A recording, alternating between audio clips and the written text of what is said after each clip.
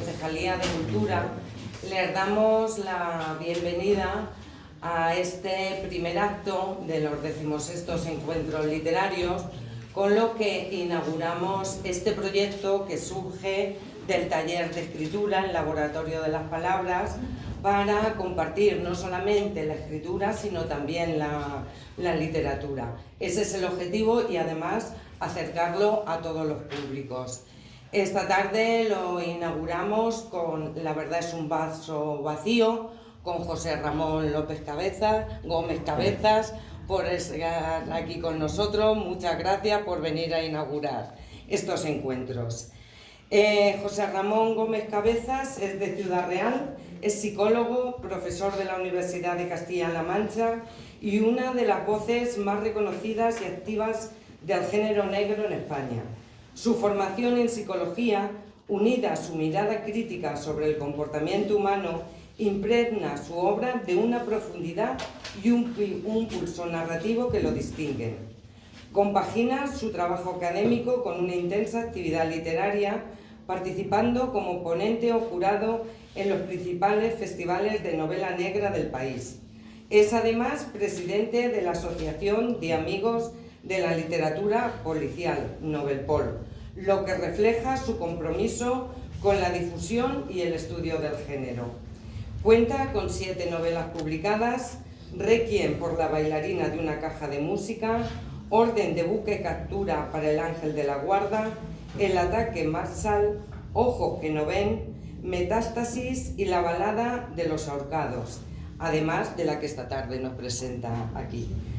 Ha escrito también 2 cuentos infantiles, una obra juvenil y un libro sobre actitud y deporte, demostrando así su versatilidad creativa. Sus relatos aparecen en la revista Fiat Luz, en Prótesis, en Solo novela negra y en el libro homenaje a García Pavón. Es autor, asimismo, de los guiones Ciudad Jardín y del cortometraje Marta e Imabelle. Su trayectoria ha sido reconocida con numerosos premios. Fue finalista de los premios Alfonso el Magnánimo, Ciudad de Santa Cruz y Belveit Negre, y en 2018 obtuvo el premio La Orilla Negra del Festival Blanc Montagne Bossot. Actualmente desarrolla ponencias académicas en distintas universidades españolas sobre literatura y psicología en el género negro. Y desde 2020, año negro en muchos sentidos, coordina y coorganiza el Festival Mancha Negra, fortaleciendo la vida cultural de su ciudad natal, Ciudad Real. Acompañará a José Ramón Gómez, el escritor y periodista Mariano Sánchez Soler. Además de profesor colaborador en el Laboratorio de las Palabras, es docente de guión cinematográfico y narrativa en la Universidad de Alicante y autor de destacadas novelas negras, que ha definido esta obra de José Ramón como una gran novela negra de corte afortunadamente clásico, escrita con el filo de un bisturí, con personajes profundos construidos a conciencia. Gracias a José Ramón y a Mariano por compartir esta tarde y por descubrir los secretos y las mentiras en la literatura, en la novela, lo que es novela negra y lo que es policial. Muchas gracias. A ti.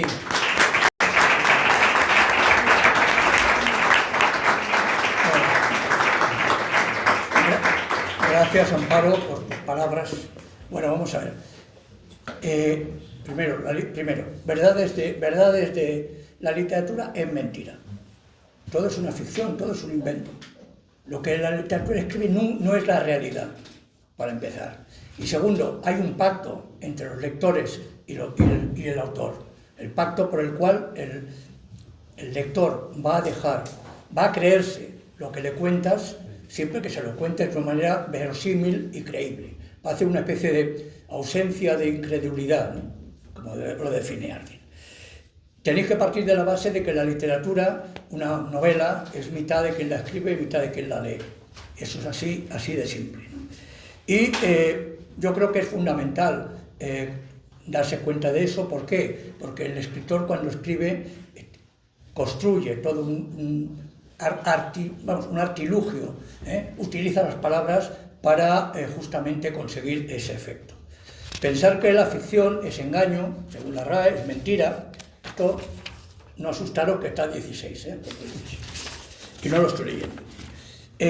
Yo creo que una cuestión fundamental, eso lo decía Vargas Llosa en un texto de estos teóricos, es que escribas lo que escribas, sea el género que utilices, siempre hay una semilla íntima, siempre hay algo del autor que se vuelca en el relato. Siempre hay algo personal, algo íntimo. Y luego hay otros autores, como es Onetti, que decía, lo ha repetido muchas veces, que no hay que vender nada por la sinceridad, hay que ser sincero cuando escribes. No hay que vender ni por el éxito, no hay que cambiar la sinceridad ni por el éxito, ni por ganar dinero, ni nada por el estilo. Yo creo que esa es la cuestión para mí más importante a la hora de enfrentarnos a una novela, y sobre todo una novela negra, como es La verdad es un vaso vacío. A partir de ahora, José Ramón y yo estaremos haciendo chistes sobre vasos llenos y vasos vacíos el resto que nos queda de vida. Bueno, la verosimilitud. ¿Qué significa eso? Significa que tiene que ser una novela creíble, pero no creíble porque lo que cuenta sea real en el mundo que vivimos todos nosotros, sino porque cada novela, cada obra tiene sus propias leyes, y es lo que le da credibilidad. Si leemos una novela de ciencia ficción que pasa en Alfa Centauro en el siglo 528.000 de la era de la madre que los parió, o sea, la novela tiene su propia estructura, sus propias leyes internas que hace que nosotros nos creamos que eso es posible. Yo creo que es muy importante que veamos. Voy a leeros un trocito de Vargas Llosa que me parece muy importante para entender de lo que estamos hablando. Del Vargas Llosa escritor, el otro, que en paz descanse, no me interesa lo más mínimo. Es una nota a pie de página. ¿Por qué dices eso? Bueno, para que lo sepáis. Dice a ver, esa capacidad de persuadirnos de su verdad, la verdad, el que escribe, la verdad que lo has escrito, de su autenticidad, de su sinceridad, no viene nunca de su parecido o identidad con el mundo real en el que estamos los lectores. Viene exclusivamente de su propio ser. Si las palabras y el orden de una novela son eficientes, adecuados a la historia que ella pretende hacer persuasiva a los lectores, quiere decir que hay un texto, un ajuste tan perfecto, una fusión tan cabal del tema, el estilo y los puntos de vista, que al lector, al leerla, quedará tan sugestionado y absorbido por lo que ella le cuenta, que olvidará por completo la manera en que se lo cuenta. Y tendrá la sensación de que aquella novela es la vida misma, manifestándose a través de unos personajes, unos paisajes y unos hechos que le parecen nada menos que la realidad encarnada, la vida leída. Ese es el gran triunfo de la técnica novelesca, alcanzar la invisibilidad. Ser tan eficaz en la construcción de la historia a la que ha dotado de color, dramatismo, sutileza, belleza, sugestión, que ya ningún lector se percate siquiera de su existencia, pues ganado por el hechizo de aquella artesanía, no tiene la sensación de estar leyendo, sino viviendo una ficción que por un rato al menos ha conseguido, en lo que a ese lector concierne, suplantar a la vida.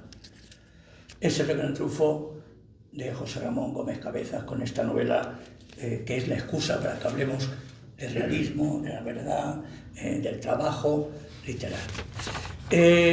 No voy a decir su biografía porque somos amigos de hace mucho tiempo, pero a mí hay una cosa que me gusta como escritor, ¿no? Porque yo me he obsesionado mucho en los últimos años. Yo viví en Madrid y también durante muchísimos años como periodista. Claro, mis primeras novelas policíacas, eran novelas negras, ocurrían en Madrid, con policías de Madrid, con bajofondos de Madrid, etcétera, etcétera. Pero siempre me preocupaba que no fuéramos capaces los escritores, y no solo de novela negra, de situar las novelas en el sitio donde vivimos, en ciudades que no tienen por qué ser el objetivo de la gran metrópoli.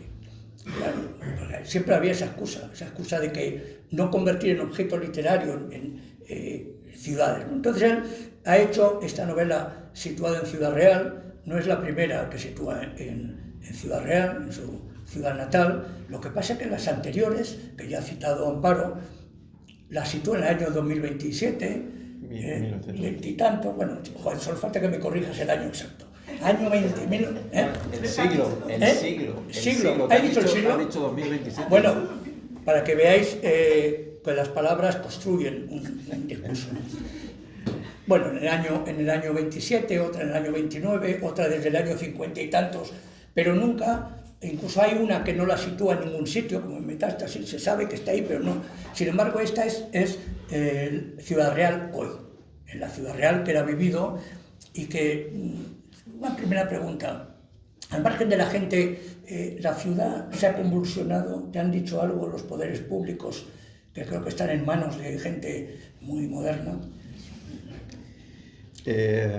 Buenas tardes. Lo primero que quiero decir es que no me quiero ir de Almansa.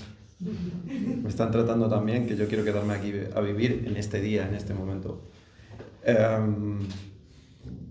No me han dicho nada, ni para bien ni para mal. Mejor. O no públicamente. Sí que gente de un partido pues sí que me ha llamado para estar más en sus actos, cosa que antes no me habían llamado, y los otros no, los de los otros partidos no me han dicho nada, ni para bien ni para mal.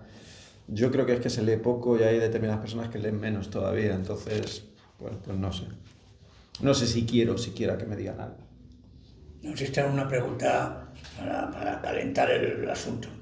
La cuestión es, si la ficción es mentira y tú has situado tu ficción en una ciudad, como tu ciudad donde vives, ¿hasta qué punto la verdad, ya que es un vaso vacío, según tú, según el título, que son los mejores títulos que he leído en los últimos tiempos, ¿hasta qué punto tú has tratado de reflejar la ciudad real, la ciudad que tú conoces real, actual? Siempre, es algo que me preocupa y pues no sé, diría que hasta me obsesiona a la hora de escribir. ¿Conocéis Ciudad Real? La casi capital de Castilla-La Mancha y no la conocéis. Perdona la interrupción, pero es que me escandaliza. Bueno, pues Ciudad Real es una ciudad de 75.000 habitantes que siempre salimos en las noticias del tiempo, siempre nos ponen ahí a nosotros para hablar del tiempo que hace, y si no hay ningún asesinato, si no hay ninguna cosa llamativa, no solemos salir en las noticias. Y ese es un poco uno de los detalles que marca la vida o la personalidad de los ciudadrealeños, ¿no? Esta mañana lo hablábamos con Amparo cuando recorríamos por aquí las calles, y a veces el ver una ciudad moderna o un pueblo moderno implica que hay determinada parte de la historia de ese pueblo, de esa ciudad, que se ha ocultado con esos edificios nuevos, por ejemplo, ¿no? Y en Ciudad Real pasa esto, ¿no? Creo que no sabemos vender los propios ciudadrealeños la historia de la ciudad.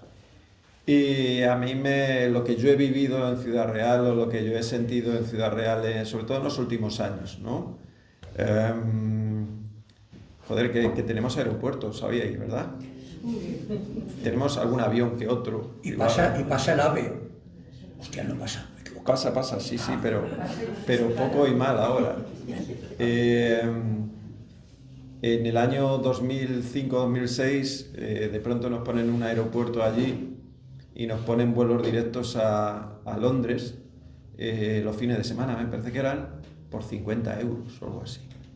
Por 50 euros yo podía coger el coche, aparcar en la misma puerta del aeropuerto porque no había nadie, pasar por el control, saludar a mi vecino que estaba de guardia jurado, ir andando hasta el embarque del avión, y en una hora y poquito me plantaba en Londres, en un aeropuerto de Londres, desde Ciudad Real. O sea, sabéis lo que es eso, ¿no? Os lo podéis imaginar. Tuvimos vuelos a Barcelona, a las Canarias, no me acuerdo a qué sitios más. En esa misma época teníamos un equipo de balonmano que había sido ya 5 o 6 veces campeón de Europa. Nos habían puesto también hacía muy poquito tiempo una autovía por fin directa desde Ciudad Real que comunicaba con Manzanares, que comunicaba un poco ya con Levante, que comunicaba también con Almansa, por supuesto. Y estaban barajando la posibilidad de poner el famoso Eurovegas allá al ladito de mi casa, en el reino de Don Quijote. Pues imaginaros los de Ciudad Real, cómo nos sentíamos. Éramos el ombligo del mundo, ¿no? Luego empezó a caer todo y claro, como siempre les decía, cuando empieza a hundirse el barco, las ratas empiezan a saltar del barco y allí nos quedamos sin aeropuerto no, o sea, aeropuerto tenemos, nos quedamos sin aviones. El equipo de balonmano se lo llevó el director técnico y el jefe del balonmano se lo llevaron a Madrid. El reino de Don Quijote, por supuesto, no se puso en marcha. La autovía por lo menos siguió, eso sí. Y el AVE que venía de antes también, ahora con más problemas y más historias. Bien, y de pronto empiezan a subastar el aeropuerto de Ciudad Real, que estuvo muy guay, ¿no? A mí me pilló sin sueldo, si no, me lo había comprado. Hubo ofertas de empresarios chinos, de empresarios rusos, de empresarios árabes, y no sé por qué extraña cosa no lo querían vender, ¿no? Bueno, pues imaginaros la gente de Ciudad Real, de pronto estamos en el ombligo del mundo y luego al poquito te das cuenta que ese agujero no era el ombligo, que era otro agujero más de atrás. Pues ¿cómo no va a formar parte eso de mis historias y de mis novelas negras? Pues yo lo llevo ahí, ¿no? Y luego la gente de Ciudad Real lo hemos vivido con cierta resignación y con cierta aceptación, ¿no? Bueno, pues son esas cosas. Yo creo que es un escenario de novela negra, hay que contar todo eso. Algún día alguien contará, yo lo intenté en Metástasis, intenté contar algo de esto, pero creo que todavía está pendiente escribir esa novela negra del aeropuerto de Ciudad Real, ¿no? De las historias que ha habido ahí y que no han salido. Entonces a mí me parece que es un escenario digno de contar, ¿no? Y tan bueno como otro, ¿no? Es un refrán que mi familia ya va a empezar a odiarnos, lo de pueblo pequeño, infierno grande. Pues igual, si es que en Ciudad Real nos conocemos todos, para bien y para mal, igual que aquí, ¿no? Entonces... Pero el peso de la realidad, esa realidad que tú has contado, esa visión crítica del espacio donde ocurre tu historia, volcarla a una novela o que esté presente en una novela, aunque no hables, ¿eso ha sido complicado o has tenido una necesidad de ubicarla? No especialmente, ya digo, es decir, porque yo esto lo vivo, o sea, no ha sido algo que me he impuesto, sino que sabía que quería contar esto y que formaba parte de la novela que yo quería contar, en esta y en las otras, ¿no? Sí. Y son detalles, lo he comentado antes, yo intento ser sutil, no intento decirle al lector lo que tiene que pensar, pero hay un par de escenas, un par de capítulos donde mi protagonista va hacia una urbanización que está camino de donde está el aeropuerto y la metáfora que yo utilizo es que está la señal del aeropuerto, las señales del aeropuerto están como volcadas mirando hacia abajo, ¿no? Es una metáfora de todo eso y son detalles que voy metiendo ahí en la novela, de comentarios que hacen los personajes. No hablo directamente del aeropuerto de Ciudad Real ni un poco de la decadencia en ese sentido, pero se respira, los personajes lo conviven con ello, entonces sinceramente creo que no me ha costado mucho esfuerzo reflejarlo. Porque es una novela negra, es una novela que sí que hay intriga, hay misterio, evidentemente, como toda, pero es una novela negra. Para quienes creen que la novela negra es Agatha Christie, ¿en qué consiste? ¿Cuál es la diferencia? ¿En qué se diferencia tu novela de una novela de enigma, de intriga? Mira, la novela ha tenido muy buenas reseñas, en general muy buenos comentarios de maestros como Mariano, pero no sé por qué será, porque a veces nos quedamos también con lo malo, el cerebro es así, y hay un par de reseñas negativas que he tenido, y una de ellas viene a contar un poco esto, ¿no? Lo del ritmo, que lo he contado antes, no es que no tiene ritmo, o no tiene ritmo, o a partir de un momento determinado pierde el ritmo. Son detalles que en un principio pues te hacen dudar, o bueno, ya que la novela está hecha, te hacen dudar o te hacen reflexionar, pero realmente el propósito que tú tienes cuando hablar de Ciudad Real, cuando hablar de los personajes negros, de querer hacer una novela negra, es que quieres hablar del aeropuerto de manera indirecta, quieres hablar de temas sociales que tú has visto, que vives o que escuchas, pues la violencia doméstica, de una manera sutil los abusos, de la inmigración, el problema de la inmigración. Yo creo que eso en una novela de Agatha Christie no lo va a encontrar la gente. Ese tipo de denuncia social, ese tipo de mensaje de lo que a veces se esconde debajo del felpudo. Y luego que en la novela de Agatha Christie, por ejemplo, o en otras de otro estilo, lo importante y lo fundamental es saber quién ha matado, o que si ha sido el mayordomo, si ha sido no sé quién, no sé cuántos. En esta es lo que digo, una de las críticas, no, es que desde mitad de la novela ya sabía o ya se puede adivinar quién es el culpable y tal. Pues no lo sé, o sea, si lo ha hecho esta persona, pues genial.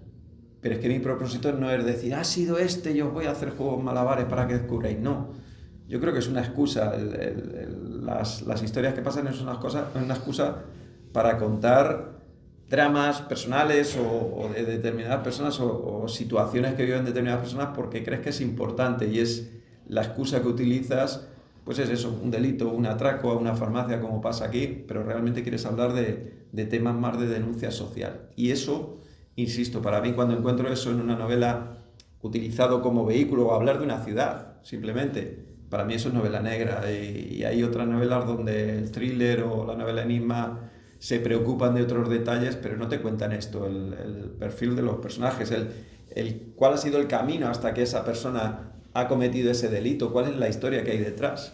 A mí eso es lo que me fascina muchas veces, que me cuenten eso o descubrirlo como lector. Es que Internet ha hecho mucho daño, sinceramente. Cualquier cantamañana se convierte en un crítico de novelas, ¿no? Y además, lo que dice José Ramón es las buenas novelas negras no son un pim pam fuego del thriller donde tiene que pasar 500 cosas en cada página, donde una cosa que ocurre te borra la anterior porque te enteras, sino son novelas que son procesos narrativos donde tú hablas de lo que él ha dicho, que para mí es fundamental, la crítica social, el desvelar lo que hay detrás de quién manda realmente en tu pueblo. Y esa es la esencia de la novela negra, eso es de Hammett, que fue el que mejor lo pintó.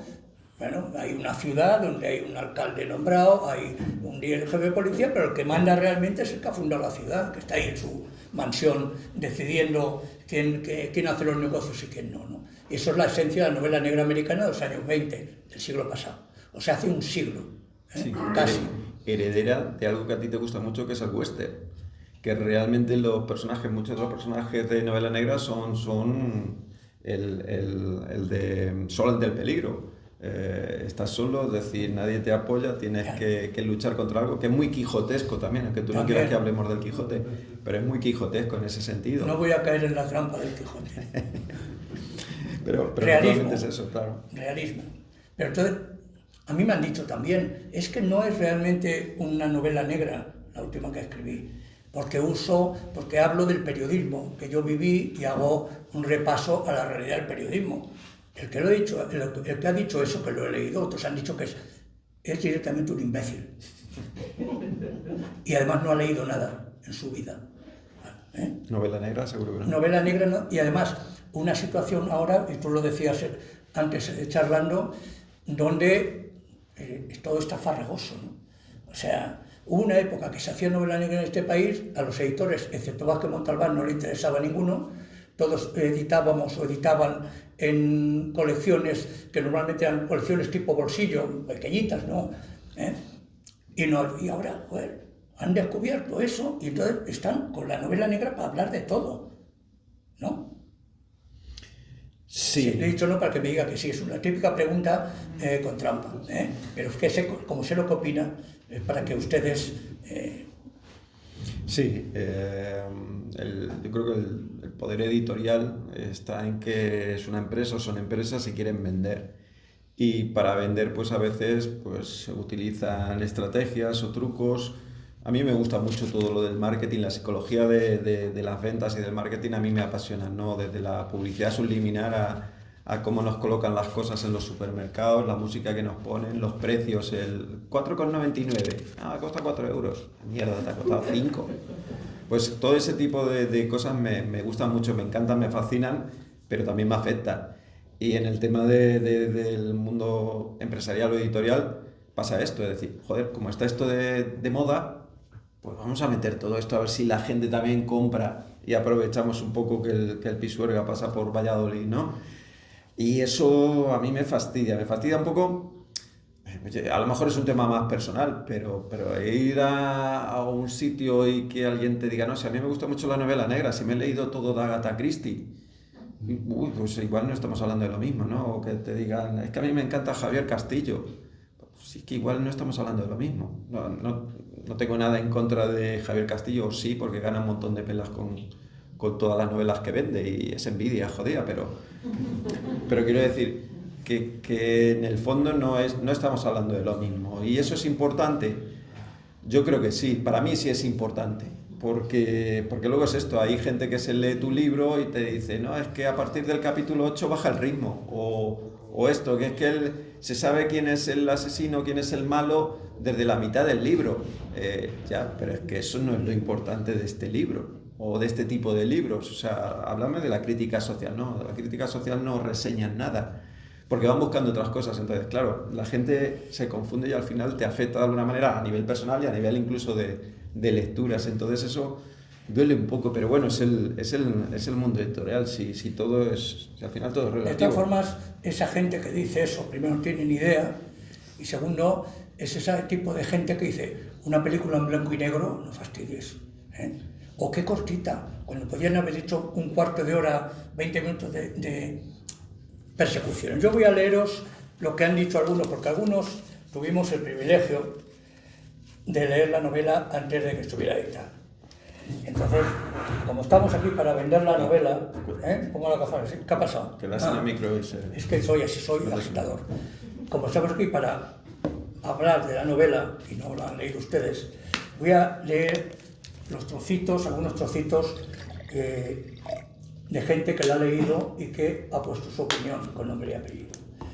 La acción infartante desde la primera página. Lo mejor, los personajes femeninos, de los que ahora hablaremos. A la cabeza Nadia Cañizares, una subinspectora de tomo y lomo. Placer garantizado en la lectura. Alicia Jiménez Barlet. Dos mujeres ajustando cuentas con su destino y demostrando una vez más la calidad de José Ramón Gómez Cabezas a la hora de trazar brillantes perfiles psicológicos. Antonio Parra, director de Cartagena Negra. La novela de José Ramón Gómez Cabezas plantea un caso lleno de verdad, una historia de violencia de género tan real como la ciudad en la que se ambienta, que se pone en la piel de la víctima como ninguna. Sergio Vera, director del Festival Las Casas Rocadas de Cuenca. Aquí viene Claudio, que es muy moderno. Un thriller psicológico, Claudio, con una novela negra psicológica, hombre, no sea tan... Bueno, un thriller psicológico profundo e intimista, totalmente de acuerdo. Gómez Cabezas retrata el dolor cotidiano como nadie. Claudio Cerdán, autor del Hombre sin rostro. Dura, negra y emocionante, una novela sobre la búsqueda de la verdad, el pasado y la corrupción policial. Una lacerante crónica sobre las relaciones humanas. Eduardo Fernán López, autor del Balanceo del Alacrán. La buena novela negra siempre te golpea. Después de leer La verdad es un vaso vacío, aún me quedan moratones. Carlos Augusto Casas, autor de Amoníaco. En tiempos de inmediatez y atajos, si os fijáis, todo lo que estoy leyendo, si tomaréis notas como aplicados, daréis cuenta que están diciendo las claves de lo que estamos hablando. Cada cual con sus palabras, excepto lo de utilizar la palabra thriller, que si os llego a coger se hubiera enterado. Usar la palabra thriller, todo está redondo. Bueno, en tiempos de inmediatez y atajos, José Ramón Gómez Cabezas nos ofrece la pausa y la franqueza necesarias que toda buena historia requiere, sin artificios. Lecturas como la que tiene en las manos son un lugar seguro a donde regresar. Marto Pariente, autor de Hierro Viejo. Teje una espiral de secretos y venganzas en una desconocida capital de provincias, eso los de Ciudad Real deben estar muy contentos que lo veas, en la que casi nunca ocurre nada. Luis Ross. No voy a leer la que yo pongo porque ya lo ha leído Amparo. Bueno, es una novela negra, para empezar. Una novela negra, como él ha dicho, tienes una intriga, un hecho criminal, un hecho que mueve la acción, pero luego lo importante es justamente ese retrato, esa descripción del mundo real. Raymond Chandler le importaba un pepino las tramas, las intrigas, y hizo novelones, grandes clásicos del género policíaco, le importaba un pepino. Más aún, como no le gustaban las tramas, juntaba dos historias y las mezclaba y hizo un clásico también. Estamos hablando de novela negra, estamos hablando de algo mucho que va más allá de la moda. Entonces, pregunta número 24. ¿Por qué son tan idiotas los editores? Que no son capaces de mantener la identidad de un género, porque estamos viviendo un momento muy extraño dentro de lo que es la novela negra. ¿Tengo que contestar? No os contestes, a lo mejor es malo para ti. No, bueno, que te recuerdo que están grabando las cámaras. Luego bueno, siempre me pasa lo mismo. Oye, ¿por qué son tan inconsistentes los editores que no se dan cuenta con lo aplicados que son en el trabajo de que hay que fomentar la novela realista, novela negra, y no esos asesinos en serie, que aparecen asesinos en serie, o sea, no sé, en un pueblo de 5.000 habitantes? Es una barbaridad. ¿A qué se debe esa...?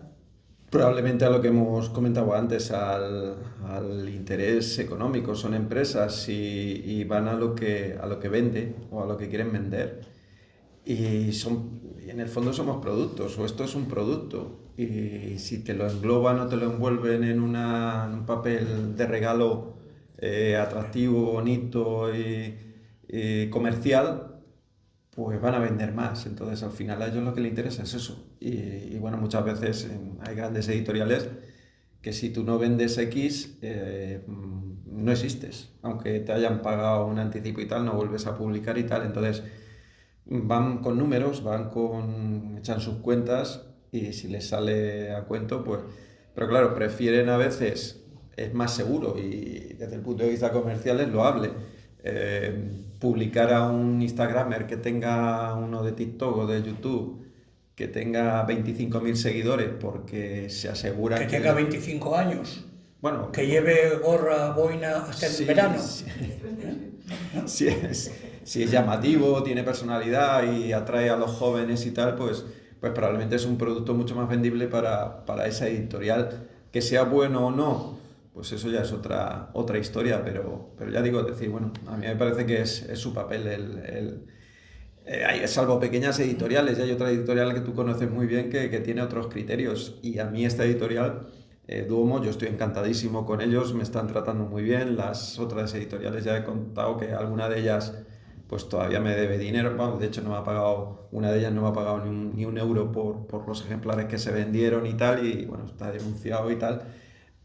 Encontrar una editorial seria que te arrope, que te apoye, que se preocupe de llamar al librero y decir han llegado X libros allí, te mando más, José Ramón, has estado a gusto y tal, hay pocas. Es una vida dura, la del escritor.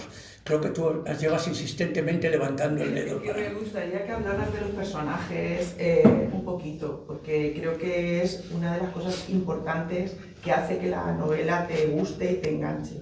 Porque, por ejemplo, a mí los personajes femeninos me parecen muy importantes, y de hecho casi los masculinos aparecen un poco subsidiarios de la psicología sobre todo de Nadia, de la policía y de la farmacéutica, ¿no? Incluso de la manceba, pero también son subsidiarios. Yo me centraría mucho en ellas.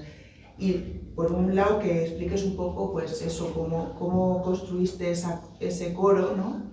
Y luego, por otra parte, que haciendo relación al título, la verdad es un vaso vacío, hay una cosa que a mí me ha sorprendido, que es que prácticamente hay mucha apariencia. Tú piensas en una farmacéutica y nunca piensas en esa soledad que tiene ella, el maltrato que sufre o el acoso por la situación que ha vivido, y quería que me hablaras un poco de eso, de esa apariencia o de esos cánones sociales que pueden parecer los normales y que en tus personajes se descubre cuando vas leyendo que hay mucho drama abajo, ¿no?, de la apariencia. Sí, mis personajes o yo intento que sean reales. O sea, no solamente que la novela sea verosímil y sea realista, sino que mis personajes sean reales. Y la farmacéutica, la novela empieza con el atraco a una farmacia bueno, una situación un poco pues casi de un abuso, una violación. Y mi farmacéutica se mea encima en esa situación. O sea, a mí me parece que... No desveles demasiado. Bueno, Porque se supone que tenemos que convencerlos de que compran el libro. Estamos hablando del principio, no hay, Por si acaso. no hay mayor problema. Son reales y yo me he inspirado, hombre, no en ese tipo de situaciones, pero sí que yo quería escribir una novela con mujeres protagonistas, me interesaba mucho y creo que para la historia que yo quería comentar tenía que hablarlo desde un punto de vista más femenino. Y lo que me ha inspirado es que afortunadamente creo que en mi vida estoy rodeado de mujeres muy, muy, muy fuertes, pero que como la mayoría de las mujeres que conozco no se lo creen o no están convencidas al 100%, entonces tienen sus debilidades, tienen sus contradicciones y en eso van forjando un poco su vida o su trayecto vital. Y aquí, bueno, pues la historia empieza con un atraco que sale fallido a una farmacéutica que a través de las situaciones que se va viendo, pues la pobre mujer está bastante sola y a la figura que tiene para contarle lo que le pasa es su madre y su madre está ingresada en una residencia con un principio de demencia. Entonces, claro, ahí se produce una serie de situaciones de mucha soledad, de mucha angustia y ese atraco despierta unos interrogantes en la farmacéutica de su pasado. Esa situación emocional pues le hace revivir situaciones de su pasado y quiere buscar la respuesta preguntándole a su madre y su madre no se le puede dar esa respuesta. Entonces tiene que ir investigando y tiene que ir buscando esa verdad, la tiene que ir buscando en otros planos. Ahí entre medias se me cruza una subinspectora de policía, madre soltera, de origen, bueno, ella es española, pero nació en Rusia, hija de un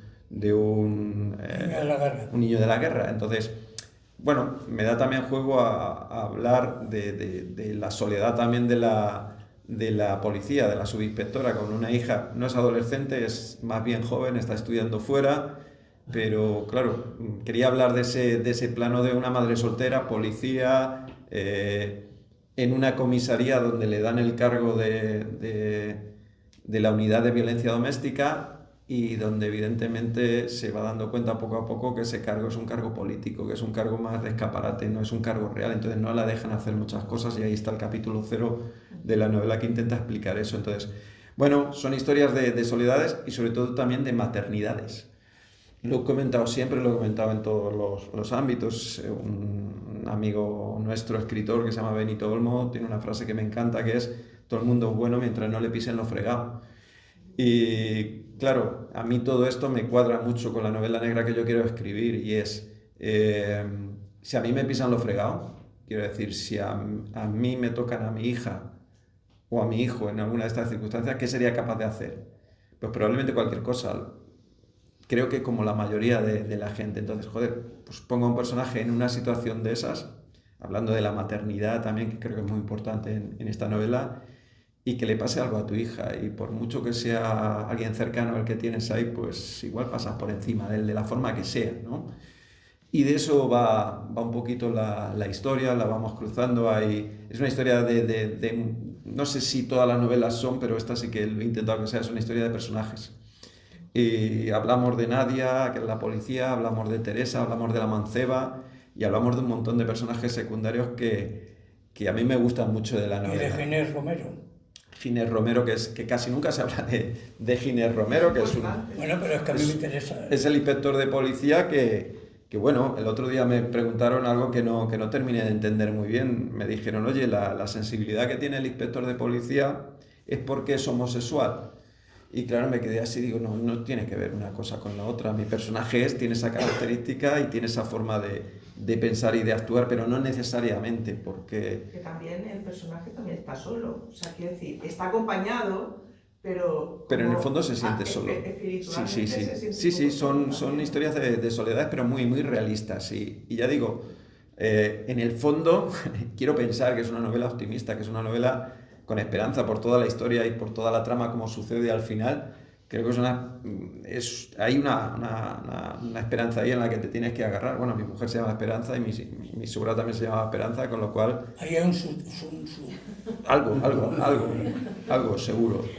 Entonces, también intento meter algo de humor con algunos personajes. Hay un personaje que es mi cuñado, que es José María, que estuvo en la residencia donde yo sitúo a la madre, que está en silla de ruedas, y que le meto ahí unos puntazos de cachondo mental que revienta un poco todo lo que es el tono negro, ¿no?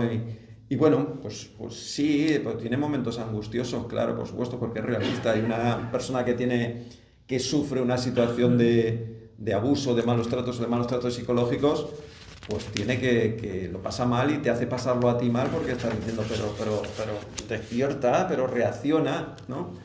Bueno, eso es todo lo que intento marcar en una novela que tiene muchas historias que se cruzan por el camino, y que mi idea era eso, es decir, contarle a la gente no solamente que ha ocurrido un crimen, un robo, una situación violenta, sino intentar explicar todo, ¿no? Hay algo que me dolía mucho, especialmente en esta novela, y es intentar que la gente entendiera cómo Teresa, la farmacéutica, había llegado a tener una relación de pareja, de noviazgo, con el imbécil del policía municipal, del Jaime. Tú lo lees y es un tipo que te genera rechazo desde el primer momento, ¿no? Y tú dices, ¿y esta tipa cómo se ha llegado a liar con este elemento? Bueno, pues vas conociendo todas las historias del pasado y explicas muchas cosas, ¿no? Pues yo creo que eso es novela negra, el no hablarte del delito, sino incluso cómo llega cada uno a ese tipo de situaciones. Y ya digo, eso me dolía mucho. A mí en general me duele escribir, o sea, me cuesta trabajo escribir determinadas escenas, probablemente esto ya es una deformación profesional, porque me gustaría que si alguien está en esa situación y lo lea, no le duela, como mínimo que no le duela. No quiero que la gente sufra, o que la gente que ha sufrido alguna situación de esta vuelva a sufrir con mi libro. Creo que no hay ninguna necesidad. Pero sí que identifique esas situaciones, que consiga decirme, como me ha llegado a pasar en alguna situación, de, oye, esto me ha llegado muy al fondo, pero me gusta mucho cómo lo describes y lo veo muy necesario que lo cuentes. Pues eso me consuela. Todo lo contrario, si alguien me dice, oye, esto me ha dolido y tal, a mí me haría recapacitar y reflexionar mucho. Bueno, hay gente alguien ha escrito sobre la novela diciendo que rompes la barrera entre la ficción y la realidad, ¿no? Es un piropo. Consigues que los personajes se metan en la piel del lector, ¿no? Sí, uno de los comentarios que has puesto tú ahí, que has leído, es de Sergio Vera, que es el organizador de las casas ahorcadas de Cuenca, que me mandó le mandé el manuscrito para que lo leyera y por si quería hacer un comentario y tal. Y me mandó un mensaje al WhatsApp y en ese momento me dejó en shock cuando lo leí. Me dice, José Ramón, he tenido que dejar de leer tu novela. Yo preocupadísimo. Inmediatamente le contesto, tío, pero tan mal está, tan mal lo he escrito y tal. Y me dijo, no, que va, al contrario. Tiene tanta carga emocional que por momentos he tenido que parar, reflexionar, dejar que la novela cayera así un poquito en mi cabeza y luego seguir otro poquito. También porque me dolía, pero la quería disfrutar a la vez, ¿no? O la quería ir dosificando ese placer, ese disfrute que he tenido con la novela. Y bueno, al final, claro, todo ese comentario a mí, como diría el otro, me llena de orgullo y satisfacción. Te subiste arriba. ¡Guau! ¿Por qué? Porque es el objetivo. Me subí al armario, encima del armario empotrado. El objetivo del escritor es conseguir eso. Sí. ¿Habéis pedido? Sí. Sí. Hola, yo es que, bueno, ya estoy deseando leerla, de todo lo que estoy escuchando. A veces me gustaría no saber tanto para sorprenderme de todo lo que va transcurriendo. Yo quería preguntarte más sobre, a la hora de crear, si cuando vas a empezar una novela, lo tienes todo planeado, y si no es así, ¿qué parte dejas a la improvisación? Si eso se puede hacer en las novelas que escribes, y si quieres contar algo más de tu forma de trabajar, como por ejemplo cuando tenías que parar porque te sentías, no querías... Bueno, sobre eso. Esta novela probablemente, bueno, probablemente no, seguro, es la novela que más tiempo me ha llevado a escribir, corregir, entre otras cosas porque lo que he comentado antes, es decir, las anteriores las publiqué en otras editoriales más de segunda línea, que me han traicionado algunas de ellas, ya digo, es decir, la anterior novela no me han pagado un duro y estamos en líos de abogados y tal. A mí me cuesta escribir, no es fácil, entre otras cosas porque no tengo mucho tiempo. Por las mañanas estoy de profesor asociado en la Facultad de Educación de Ciudad Real, por las tardes trabajo en una asociación y los fines de semana tengo familia, ¿vale? Bueno, el resto de días también, pero intento estar con ellos a tope el fin de semana. Entonces, cuando escribo, bueno, pues a rachas. En el primer cuatrimestre, de septiembre a diciembre, es cuando tengo clases, cuando doy más clases. Entonces ahí estoy anulado. O sea, de hecho hay días que entro a las 8:30 de la mañana y luego al final me voy a la asociación y llego a mi casa a las 8:30, a las 9 de la noche. Como comprenderéis, no tengo tiempo. Pero en este segundo cuatrimestre, que es el de ahora, el de enero a mayo, pues tengo TFGs, tengo practicum, o sea, dirijo algunos trabajos de los alumnos y eso me deja mucho más tiempo por las mañanas.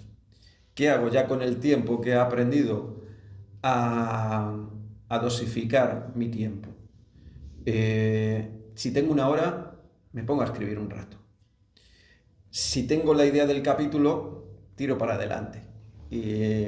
Intento avanzar todo lo que puedo. Si no tengo idea de lo que voy a escribir en el capítulo, me pongo a pensar, me pongo a planificar. Igual me tiro una hora planificando. También te contesto la otra pregunta, y es que de las novelas hay momentos, o hay novelas de ellas, que tengo muy claro lo que va a pasar. Hay otras donde lo que tengo claro es cómo quiero empezar, otras cómo quiero acabar, otras de lo que quiero hablar, que era en este caso, otras el título. Por ejemplo, el título me vino enseguida y en base a eso también monté las historias. Hay otras que no sale el título ni de coña. Entonces, bueno, ya me he acostumbrado a relativizar un poco esto y lo que se dice por ahí, ¿no? Pues que la inspiración te pille trabajando. Pues eso es, si tengo un ratito, si tengo una hora, me pongo ahí a tope. Y lo que sí he aprendido y recomiendo, si sois capaces de entrar en este juego y tenerlo claro, es que si hoy tengo una hora para escribir, es decir, si me pongo de 1 a 2, por ejemplo, a escribir, me pongo a escribir porque ayer, antes de ayer o la semana pasada, me dejé escrito por dónde quiero que vaya el capítulo o de lo que quiero hablar. Entonces hoy me leo lo del otro día, vale, pum, pum, pum, y empiezo a escribir. Y antes de que lleguen las 2, a las 2 menos 5, me paro y digo, tengo que dejarlo en 5 minutos, vale. Mañana seguimos con esta línea, metemos este personaje, hablo de esto, o me tengo que documentar sobre esto para seguir al siguiente. Tengo un manuscrito, a ver, este fin de semana en Barcelona lo ha confirmado mi editora, que me van a publicar en enero del año que viene la segunda historia, por lo menos de la policía, de Nadia y de su compañero Ginés. Pero yo ya estoy escribiendo la tercera. Y la tercera me la he sacado de Ciudad Real y me la he llevado a Torrevieja, que también es otra parte de Ciudad Real, porque tiene piso allí la mayor parte de la gente. Y bueno, pues tengo muy claro hasta la mitad de la novela, hasta donde quiero llegar, que es un punto de inflexión, donde la trama va a cambiar. Ya he metido un personaje, le he preguntado a Mariano si conocía algún periodista jubilado de allí de Alicante que me pudiera ayudar con estas tramas y con estas cosas. Y he metido por ahí un periodista jubilado de Alicante, con muchos chascarrillos, con muchos... muy simpático, que ahí viene el personaje. Y tengo muy claro a dónde quiero llegar, pero no tengo tan claro cómo le voy a dar continuidad. ¿Qué pasa? Según voy escribiendo, ya tengo 130 y tantas páginas, y según voy escribiendo me van surgiendo. Ostras, pues esto mola, esto quiero prolongarlo por allí, quiero prolongarlo por acá. Y mañana pasado, o el lunes, el martes, cuando me ponga a escribir otro ratito, no me puedo poner a escribir, me tengo que parar, y decir, oye, voy a definir algunas de estas líneas, concretarlas un poquito y a lo mejor me tiro una hora o buscando información o diseñando un poco allí en una libreta también grande que tengo por dónde quiero que continúe la historia. Y es así. Luego cuando te preguntan, ¿tú eres de mapa o de brújula? Yo creo que soy de veleta. O de safari. O de safari, lo que sea. Pero es eso, a veces me pongo a escribir sin tener muy claro o qué va a pasar con un personaje o qué voy a meter en los siguientes capítulos y me va surgiendo según voy escribiendo. Y luego hay una parte importante de la escritura y es, yo al principio lo odiaba, lo que os he dicho, a mí escribir me duele, me cuesta, puedo estar un día y a lo mejor sacar 3 líneas, ¿no? Pero bueno, si estoy contento con esas 3 líneas, genial, mañana sacaré más y hay otros días que saco 4 páginas, vale, pero luego llega la corrección. Y la corrección es dura, porque luego te lo revisas tú, te lo revisa alguien y te das cuenta que este capítulo no encaja. Y ese jodido capítulo me ha costado a mí 1 semana y media. Y claro, el tener que hacer así, quitarlo y tal, duele mucho más que a la hora de escribir. Pero luego vuelves a repasar la historia y te, hostia, pues va más ligero, esto va más fluido. Y al final compensa, pero todo eso es durillo a ratos y luego tienes que estar convencido de lo que estás haciendo, tener una mínima de convicción porque estás tú solo con el texto. Se lo puedes dar a tu mujer, se lo puedes dar a alguien y tal, pero tampoco vas a aburrir a todo el mundo capítulo a capítulo, ¿no? Entonces, tienes que tener un mínimo de criterio y de fortaleza mental para decir, pues yo creo que sí, yo creo que sí. Y si no, vaya a parecer a José Mota, que tanto le gusta a Mariano, y si no, pues borro, corregimos, tal, tardaré un poco más ya. La ventaja por lo menos que yo tengo, Mariano no sé si en la última novela tuvo ese problema o no, yo que no tengo fecha de entrega.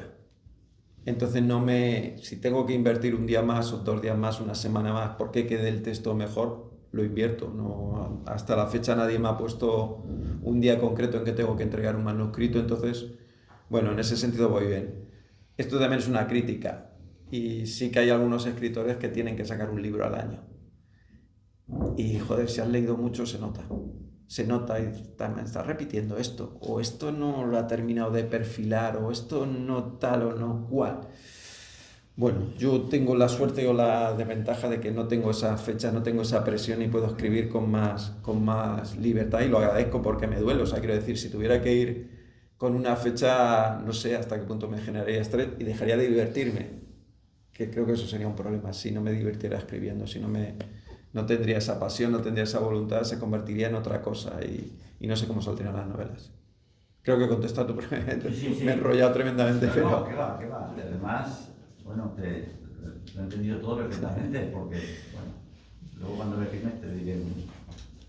Bueno, lo que está claro en lo que ha dicho es que eso de no tengo tiempo es una mentira, un autoengaño. No tengo tiempo, siempre hay tiempo. Yo he trabajado de sol a sol como periodista y he tenido tiempo para escribir novelas. Las buscas el tiempo en los huecos y vas, eso, vamos, está claro. Y luego la reescritura es lo que hace el escritor, realmente. Ese momento terrorífico. Además, porque, como decía Chandler, cuando escribes nunca estás seguro de nada. Tienes el libro y puedes decir, joder, no sé de qué va esto. Entonces, bueno, ¿alguna preguntita por allí? Yo sí. tengo una pregunta. A ver cómo me enfoco. Bueno, parece claro, o eso se dice, ¿no?, que leemos más las mujeres. Entonces, yo nunca he leído novela negra hasta que conocí a mi profesora. ¿Es más atrayente tu novela negra precisamente por los personajes que son mujeres? Hacia nosotras me refiero. Eso supongo que lo tendría que decir las lectoras, pero yo me he intentado esforzar en que esos personajes fueran creíbles y os aportaran, no solamente al lector hombre, sino a la lectora mujer, por las cosas que se dicen, por cómo sufren mis personajes o los personajes, por eso que a mí también me duele, que es el estar rodeado de mujeres fuertes y que no lo sepan. Y joder, yo si tuviera que parir, o si dependiera de nosotros el parir hijos, ya digo que nos habíamos extinguido hace tiempo, ¿no? Y a mí eso me parece algo tremendo. No solamente el hecho de parir, sino la responsabilidad que implica luego tener un hijo y que no vienen con manual de instrucciones. Y bueno, va a sonar un poco pelota, pero a mí eso me da admiración de alguna manera, ¿no? Y yo quiero eso relatarlo y quizás pues a lo mejor peco no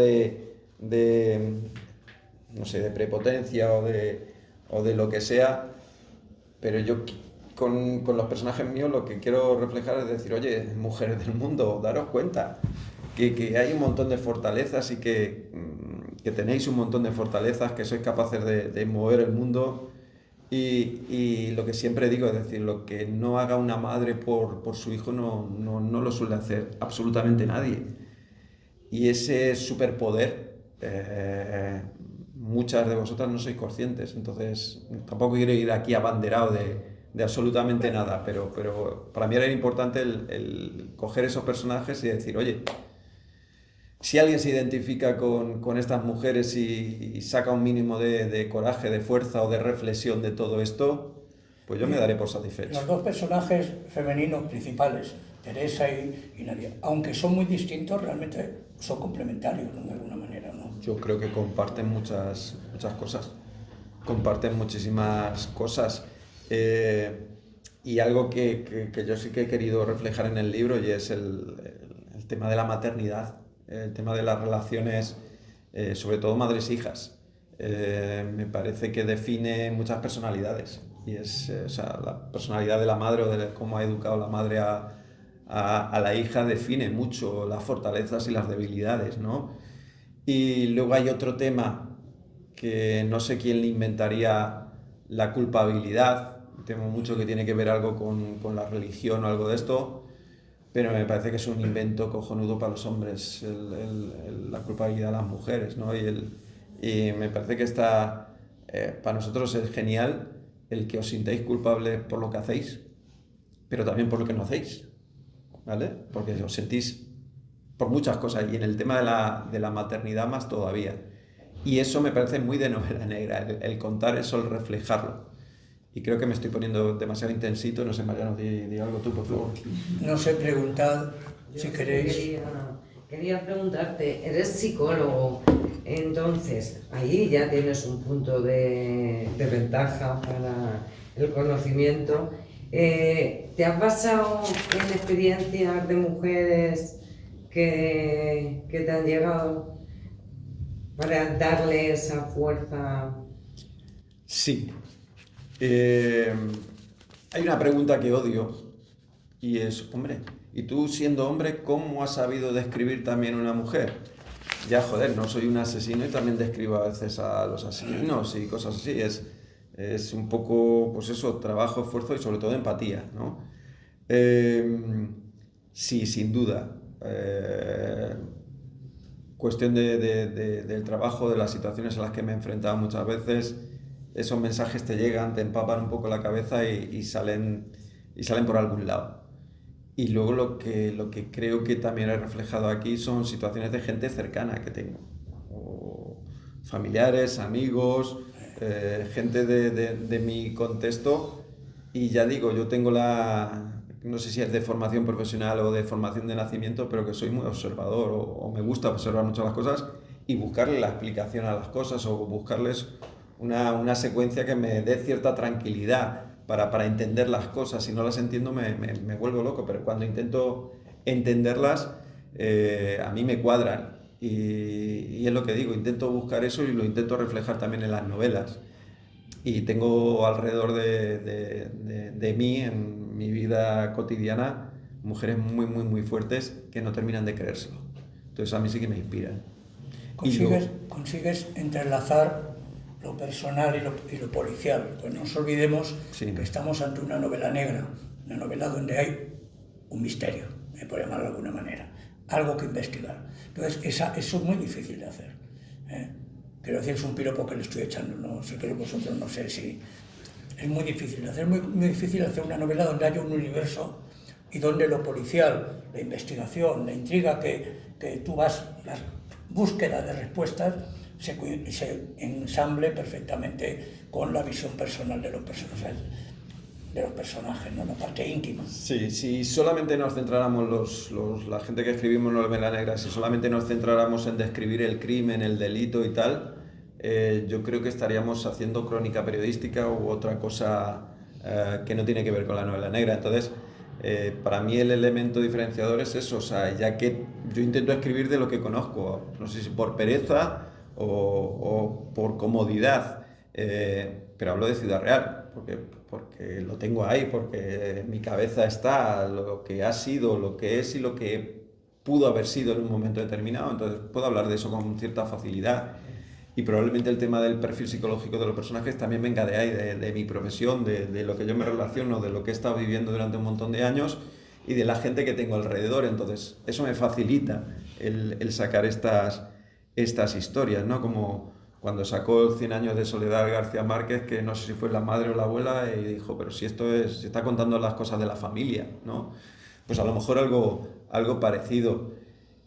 Es difícil, a mí ya no me resulta tan difícil, me duele por lo que digo, porque hay determinadas cosas que intentas autocensurarte, no en el sentido de lo que puedan opinar, sino de, oye, que no quiero que sufra la gente cuando lea esto, no quiero que lo pasen mal, sobre todo si han pasado por esta situación, y ahí sí me autocensuro y sé que hay cosas que pueden doler. Entonces intento describirlo con cierta sutileza, ¿no? Y no explico las cosas directamente, sino que intento utilizar imágenes o metáforas en un momento determinado. Pero sí, sin duda la profesión me ayuda, sin duda. Sí, además yo creo que soy una persona que ama y le gusta mucho la profesión que tiene. De hecho, esto no sé si te lo he contado alguna vez, Mariano, cuando yo soy del COU y cuando terminé COU hice selectividad, tenía dos opciones, o sea, quería estudiar dos posibles carreras, una de ellas era periodismo y la otra psicología. Y creo que me resultó... Hiciste bien. Me resultó bien el hacer psicología y a lo mejor el escribir y todo esto es por esa otra faceta que no cumplí en un momento determinado de hacer periodismo, ¿no? ¿Hay alguna pregunta más? Porque aquí hemos venido a vender el libro. No sé si es consciente, si es que lo firme el autor. Sí, porque si no mi madre se enfada si no compréis el libro. Pues no sé si queréis, son las 9 y algo, ¿no? Yo creo que tenéis los libros ahí fuera. Muchísimas gracias por venir. Gracias a Joserra por venir también, ¿eh? Creo que os ha quedado claro que es una novela excelente, brillante, con los personajes bien construidos, sólidos, complejos. ¿Os ha quedado claro o no? Sí. Digo para insistir al tema. Y que a pesar de eso sigue siendo, la intriga sigue funcionando hasta el final.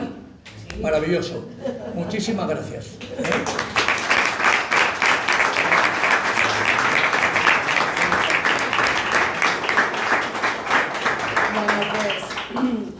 Justo en un mes, el día 12 de marzo, también con el tema mujer, el mes de la mujer, vamos a tener otro encuentro literario que no podría estar más contenta, y es de María Frisa. Es una novela que además está escrita a 4 manos.